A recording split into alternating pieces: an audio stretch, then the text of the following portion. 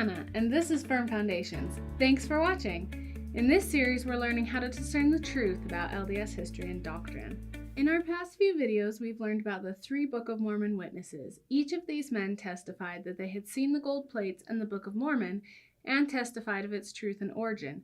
Despite lives of hardship and even excommunication, each of these 3 men emphasized their testimony of the Book of Mormon and its truth and validity throughout their lives. This episode, we're going to discuss the life story of William McLellin, an apostle during the early years of the Church of Jesus Christ of Latter-day Saints, and he has a very unique story.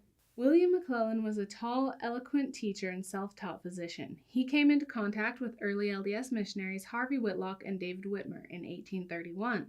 The 2 men shared their testimonies, including David Whitmer's testimonies as one of the 3 witnesses. This compelled William to examine the LDS faith and Joseph Smith for himself. William began following the missionaries from town to town. He later met Hyrum Smith and quizzed him in depth about the Book of Mormon, and later asked Hyrum to baptize him. William met Joseph Smith at a conference in October and afterwards traveled with Joseph to his home where he met Emma Smith and their adopted twin babies. At this point, while William had a strong enough testimony to have been baptized, he decided to ask Joseph for a secret revelation, therefore proving to himself beyond a shadow of a doubt that Joseph Smith was a prophet with the gift of revelation. William later wrote that he prepared for this revelation by asking the Lord 5 secret questions in his heart, and then waited to see if Joseph could answer them without knowing about the questions. We have the revelation written in William's own hand as Joseph dictated, and we also have it copied into William's journal the evening after receiving the revelation. This revelation is now included in Doctrine and Covenants, section 66.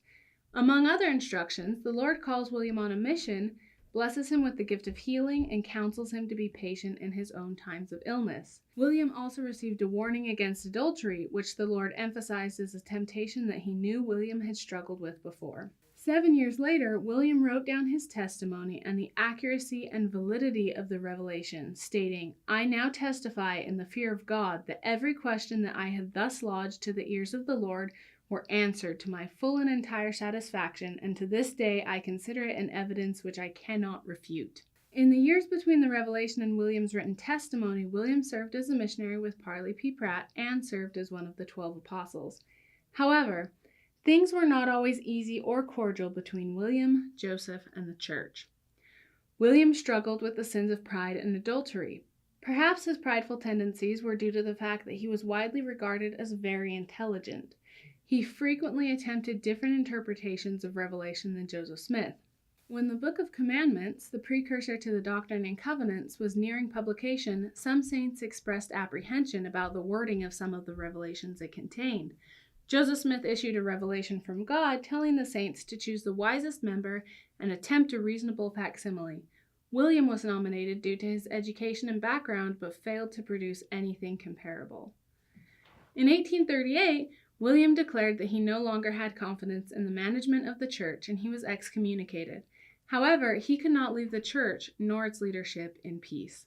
William never recanted his belief in Joseph's prophetic ability, and perhaps because he couldn't reconcile a prophet of God with an imperfect man, Joseph, who had frequently and sometimes publicly called William to the floor for his sins, including pride, and, as foretold in the Revelation, adultery, William became a violent opponent of Joseph and the church. At one point, William broke into Joseph's house and ransacked it. Once, when Joseph was in jail, William went to the sheriff and asked to whip Joseph. The sheriff agreed on the condition that Joseph be allowed to fight back. Joseph welcomed the opportunity to face William, as both men were tall, athletic, alpha males, and Joseph was filled with frustration for the pain and agony William was causing for Emma and the other saints that Joseph was powerless to stop in jail. William then backtracked, stating he would only fight Joseph in hand-to-hand combat if he could have a club and Joseph couldn't. Joseph agreed, but the sheriff refused to allow a fight so uneven, and William backed down. In the late 1980s, William reemerged as a character in early church history when rare book collector, document forger, and murderer Mark Hoffman spread the rumor that he had in his possession the papers and journals of William McLellin and that the documents revealed damaging secrets about the LDS Church. In order to support his lavish lifestyle, Hoffman sold the collection sight unseen to 2 different collectors at once. When they began to press him for the documents, Hoffman constructed bombs that killed 2 people in an attempt to hide the fact that he had never seen the McLellin papers and that he had forged many other documents. Hoffman is still in the Utah State prison system serving a life sentence for double homicide and forgery. And we will talk more about Mark Hoffman in a future episode. Thanks to this publicity surge, the LDS Church archives re-examined their papers and discovered that they had had the McLellin journals in their possession all along. McLellin's papers have all been scanned, transcribed, and preserved and can be viewed and cross-referenced on LDS.org or through the Joseph Smith Papers projects. Links below. So, what can we take away from William's life? It's difficult for me to comprehend how, on the one hand, William knew with absolute certainty that a prophet, Joseph Smith, was currently restoring the Church of God to the earth, and on the other hand, William consistently insisted that he could do better and interpret more revelations than Joseph Smith, and he continued to commit sins he had been specifically warned against. This level of pride can seem incomprehensible on the surface, but if we really take the time to self-examine, I think we'll find that many of us are just a few selfish decisions away from a similar situation. William is an example of how far we can fall even when personal truths and facts all point us in the opposite direction. We are all invited to ask questions and to seek truth, finding out for ourselves if the gospel is true. However, knowing may not be enough. Humility is also vital, so let's keep asking questions and stay humble.